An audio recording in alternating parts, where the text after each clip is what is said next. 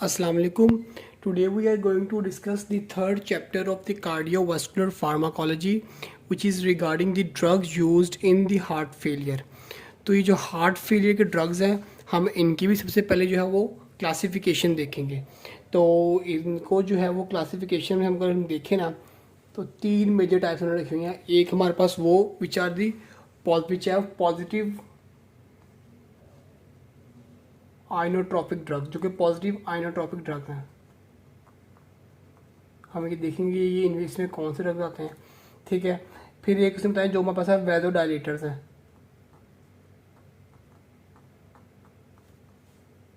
और एक तीसरे इसमें दिए हुए हैं हमारे पास जो कि यूज़ करेंगे मिसलेनियस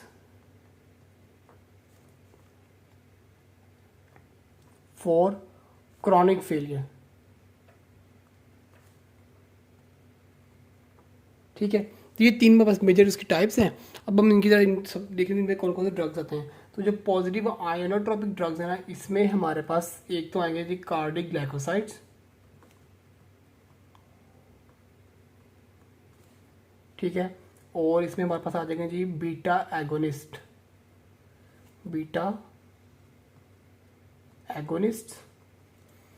और एक इसमें आ जाएंगे हमारे पास पीडीई के इनहिबिटर्स, फोस्फोडाइएस्टर इनहिबिटर्स। अभी जो वेजोडाइलेटर्स है ना, इसमें एक तो यही आ जाएंगे पीडीई इनहिबिटर्स। ये वेजोडाइलेटर्स भी हैं और ये पॉजिटिव आइनोट्रोपिक ड्रग्स भी हैं। ये दोनों काम है इनके, ठीक है। उसके अलावा इसमें हमारे पास आ जाते हैं जी नाइट्रोप्रोसाइड्स,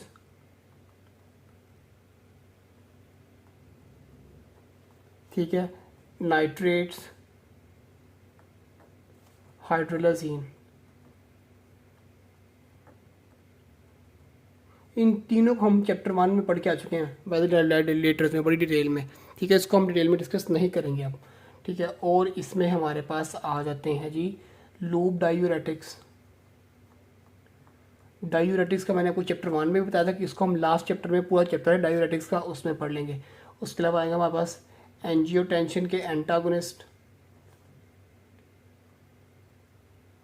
ये जिसमें एंजियोटेंशन रिसेप्टर ब्लॉकर्स था और एसी इनहिबिटर्स थे। ये भी हम चैप्टर 1 में डिटेल में देख चुके हैं, हम यहाँ पे नहीं पढ़ेंगे इसको, ठीक है।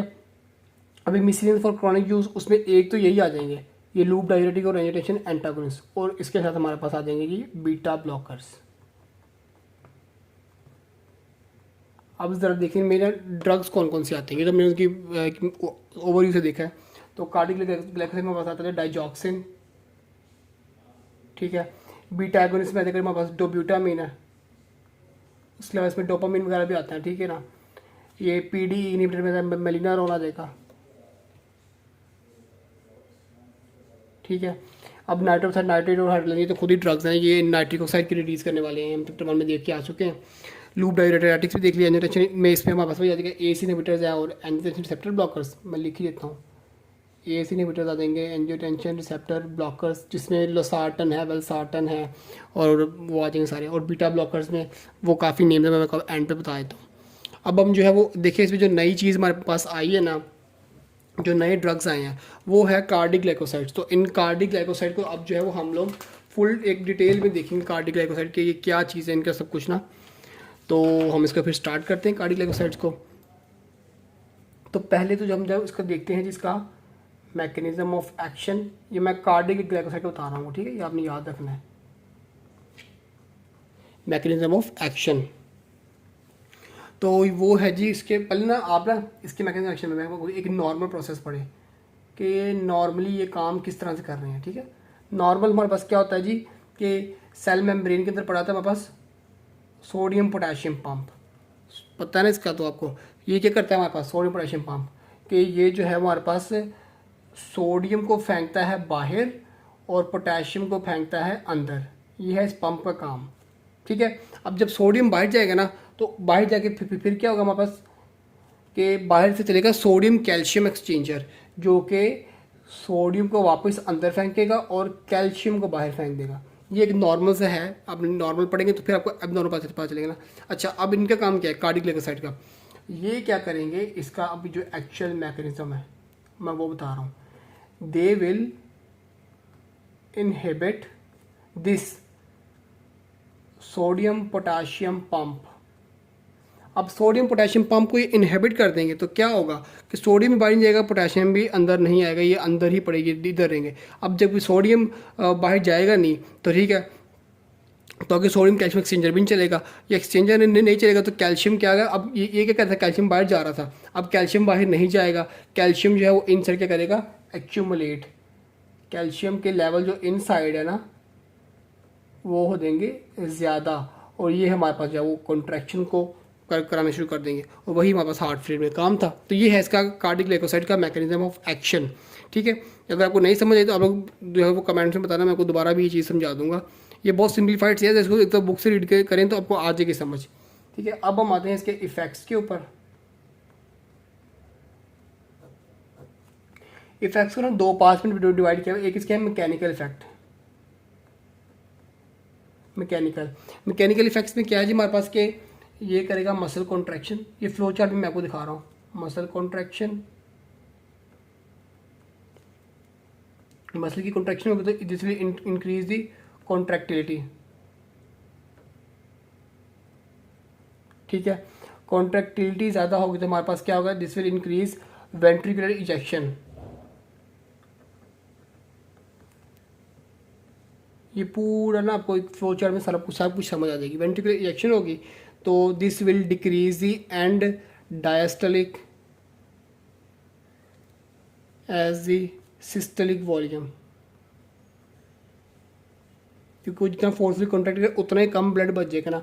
तो अब ये होगा हमारे पास, तो this will increase the cardiac output, और कार्डिक आउटपुट के साथ साथ क्या होगा हमारे पास, और this will also increase renal perfusion, कि किडनी की तरफ जो ब्लड जा रहा है वो भी ज़्यादा हो जाएगा। तो रीनल परफ्यूजन, अब जब किडनी को प्रॉपर ब्लड मिल रहा है तो जो किडनी, हम आपको पता है किडनी कंपनसेटरी देती है हमारे पास ब्लड प्रेशर को मेंटेन करने में, तो किडनी वो कंपनसेटरी मैकेनिज्म को कम कर देगी। दिस विल डिक्रीज कंपनसेटरी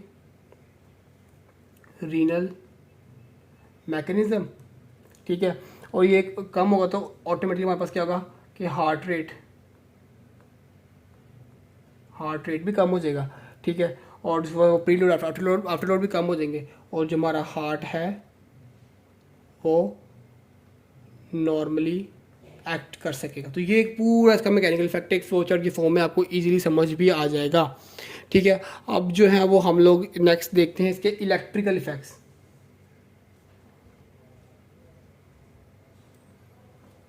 अच्छा, इलेक्ट्रिकल जो है ये इंपॉर्टेंट है, ये ना आ भी चुके हैं क्वेश्चंस। तो इसमें ना हमारे पास दो हैं, एक अर्ली रिस्पॉन्स है। अर्ली रिस्पॉन्स में हमने दो पॉइंट्स याद रखने हैं। तो it will increase the PR interval, ECG का जो होता है PR इंटरवल, और ये क्यों इंक्रीज कर रहा है, रीजन इसकी ये है, due to decrease in atrioventricular conduction. ठीक है, ये पॉइंट हमें याद रख लेना है। दूसरा पॉइंट ये है कि it will cause flattening of T wave, flattening of T wave को फ्लैट कर देगा। ये इसके वो इलेक्ट्रिकल इफेक्ट है जो ECG पे हमारे पास आ रहे होंगे, अर्ली रिस्पॉन्स। ठीक है, दूसरा है जी इसके टॉक्सिक रिस्पॉन्स, जो इसके टॉक्सिसिटी जो रिस्पॉन्स आएंगे ना इलेक्ट्रिकल, तो वो है जी कि एक तो it will increase the automaticity of heart, मतलब हार्ट जी वो खुद ब खुद कॉन्ट्रैक्ट करना शुरू हो जाएगा। Increase automaticity of heart, reason क्या है, ड्यू टू इंक्रीज कैल्शियम के इंट्रासेलुलर लेवल, इंट्रासेलुलरली। ठीक है, वो हम ऊपर पढ़ के है ना यहाँ पे कैल्शियम इनसाइड जो है वो इंक्रीज हो जाता है। और इसकी जो दूसरा इफेक्ट है वो हमारे पास क्या है जी, प्री मैच्योर वेंट्रिकुलर बीट्स होंगी, प्री मैच्योर वेंट्रिकुलर बीट्स। ये इसके हमारे पास आ गए मैकेनिज्म में इसके इफेक्ट्स, अर्ली भी और लेट भी।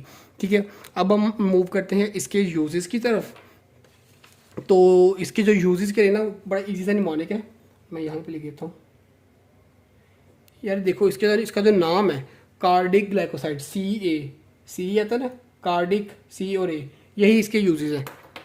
दो यूजेस अपनी से आ जाती in the congestive heart failure में,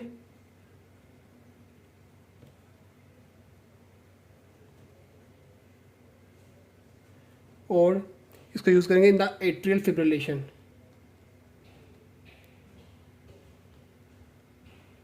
अच्छा, एट्रियल फिब्रिलेशन में इसको यूज़ क्यों करेंगे, इसकी रीज़न ये है कि because it will decrease the velocity of conduction, city of conduction को कम कर, इसलिए हम एट्रियल फिब्रिलेशन में यूज़ कर रहे होते हैं। अच्छा, लास्टली ना इसका थोड़ा सा है कि इंट्रैक्शंस भी हैं इसके, तो इसके अब जो इंट्रैक्शन है ना, या उसको हम कहते हैं जी इसके वो फैक्टर जो इसकी टॉक्सिसिटी को इंक्रीज़ कर रहे हैं, ठीक है, मैं वो बता रहा हूँ आपको। तो उसमें हमारे पास आ जाता है जी हाइपो मैग्नीशियमिया, मैग्नीशियम कम हो जाए, या फिर हो जाए हमारे पास हाइपोकैलीमिया कि पोटाशियम कम हो जाए, या फिर हाइपर कैल्सीमिया।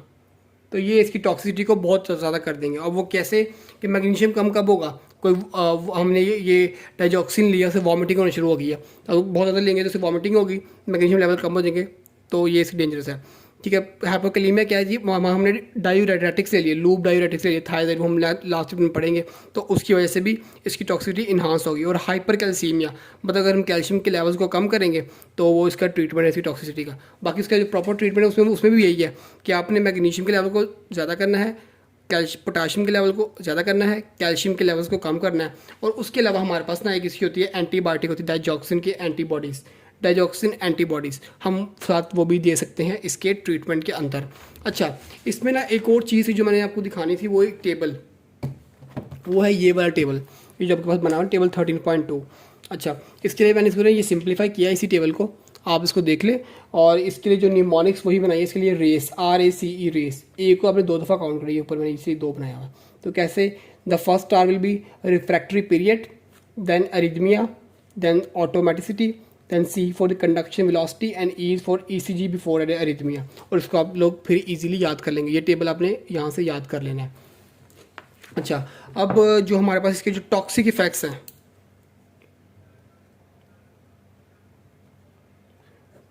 कार्डिक ग्लाइकोसाइड के टॉक्सिक इफेक्ट्स, उसमें हमारे पास दिया हुआ है वही कि अरिथमिया, फिर हमने कुछ यहाँ पे पढ़े थे, नोजिया, वॉमिटिंग, और उसके अलावा विजुअल डिस्टर्बेंस भी है, विजुअल डिस्टर्बेंस। बस ये इतने से आप याद कर लेंगे, आपके लिए इनफ होंगे। अच्छा, ये अब हमारे पास जो है ना, ये इस चैप्टर का जो मेन चीज़ वो हमारी कवर होगी। अब हम बाकी चीज़ों को देख लेते हैं। अब ये जो बीटा एगोनिस्ट थे, जिसमें मैंने आपको बताया था कि डोपामिन भी है और डोपामिन भी है, इनको ना हम लोग यूज़ करेंगे किसमें, एक्यूट में, एक्यूट हार्ट फेलियर में इसको हम यूज़ कर सकते हैं, इसको हम क्रॉनिक में यूज़ नहीं करेंगे। ठीक है, फिर आते हैं हमारे PDE इनहिबिटर, मिनरलिनरॉन, तो इनको भी हम यूज़ करेंगे एक्यूट में। एक बात तो आपने ये देख ली कि इनको भी हम एक्यूट में यूज़ करेंगे। सेकंड, इसका जो मैकेनिज्म है ना, क्योंकि ये नई चीज़ है, ये जो बीटा एगोनिस्ट है, इसको तो हमने पहले फर्स्ट चैप्टर में पढ़ा है, और इसको हम ANS में बड़ी डिटेल में पढ़ेंगे, लेकिन इसको हम यहीं पढ़ेंगे। तो इसका मैं मैकेनिज्म आपको बता देता हूँ, वो ये है कि ये ना साइक्लिक AMP के लेवल्स को इंक्रीज़ कर देता है, जिसकी वजह से वो क्या करेगी, वो फिर कैल्शियम लेवल को इंक्रीज़ करेगी, और वो यही इसका मैकेनिज्म है। ठीक है, देन आज हमारे पास ये नाइट्रोप्रोसाइड, नाइट्रेट और हाइड्रोलाजीन। तो ये जो तीनों है, ये these are the nitric oxide releasers. इसको हम फर्स्ट चैप्टर में बड़ी डिटेल में पढ़ के आ चुके हैं कि ये कराएगा वेज़ोडाइलेशन, कैसे करेगा वो मैंने वहाँ बता चुका हूँ, और वो हम ट्रीटमेंट है हार्ट फेलियर का। अब हम आते हैं नेक्स्ट, तो लूप डायूरेटिक्स। लूप डायूरेटिक्स जो है ना, अब इसमें हमारे पास सबसे जो मेन लूप डायूरेटिक मैं यहाँ नीचे लिख रहा हूँ, ठीक है, लूप डायूरेटिक वो है हमारे पास फ्यूरोसामाइड। इसको हम यूज़ करेंगे यहाँ पे स्पेशली अगर हार्ट फेलियर भी है, ठीक है, और उसके साथ साथ पल्मोनरी एडीमा भी है, तो फिर आपने फ्यूरोसामाइड आंखें बंद करके उसको दे देनी है। ठीक है, फिर और एंजियोटेंसिन के एंटागोनिस्ट, ACE इनहिबिटर्स और ARB, इसको भी हम चैप्टर 1 में बड़ी डिटेल में पढ़ के आ चुके हैं कि ये किस तरह से वेज़ोडाइलेशन करा रहा है, और ये इसका ट्रीटमेंट है हार्ट फेलियर का भी। ठीक है, लास्टली मैंने बताया था कि क्रॉनिक फेलियर में एक तो यही यूज़ होंगे, लूप डायरेटिक होगा और ये एंजियोटेंसिन के एंटागोनिस्ट, उसके अलावा होंगे बीटा ब्लॉकर्स। अब कौन से बीटा ब्लॉकर्स, वैसे तो हम इसको ANS में पढ़ेंगे, लेकिन यहाँ पर बिना इसके लिए आपने एक निमोनिक्स देख लेनी है, वो है जी beta blockers acting exclusively on myocardium. ये निमोनिक है, इसलिए कैसे, अब मैं मुझे नेम बताऊँ तो this is for betaxolol, this is acebutolol, E is for the esmolol,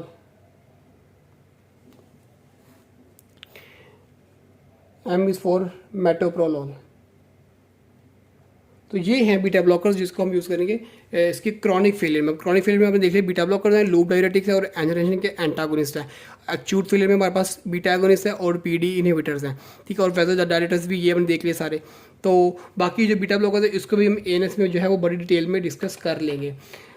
और इसके अलावा हमारे पास जो है बस यही कुछ ही था इस चैप्टर के मुताबिक, ठीक है।